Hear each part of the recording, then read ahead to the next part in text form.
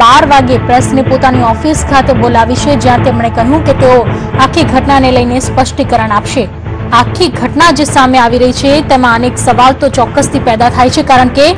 જે 17 જેટલા પોલીસ કર્મીઓને બંધક બનાવવામાં આવ્યા હતા। બંગલાના ગેરેજમાં તેમને પૂરી રાખવામાં આવ્યા હતા, જેમાં એક પીએસઆઈ, 12 એએસઆઈ અને 4 ડ્રાઈવરનો સમાવેશ થાય છે। જનતાનું માત્ર એ જ કહેવું છે, સામાન્ય લોકો પણ હવે સમજી ચૂક્યા છે કે આપણા રાજ્યમાં પોલીસ બેડાની જે સાચી વાસ્તવિકતા છે તેનું ચિત્ર કેવું છે।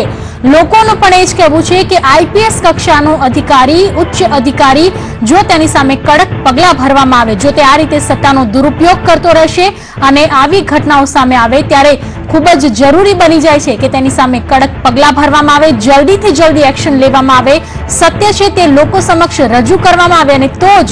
દાખલો બેસશે કે જેથી લોકોને કાયદામાં વિશ્વાસ ફરીથી પેદા થાય। કારણ કે જે પોલીસ અધિકારી લોકોની સેવા માટે, લોકોની સુરક્ષા માટે આ પોલીસ ફોર્સ જોઈન કરતા હોય છે, પરંતુ અનેક એક્ઝામ આપ્યા બાદ જે તે પોસ્ટ ઉપર જ્યારે તેઓ ફરજ પર તૈનાત થતા હોય છે ત્યારે તેમની સામે આ રીતે ઘરઘાટી જેવા કામ કરાવાય છે, તે ખૂબ જ નિંદનીય કામ છે।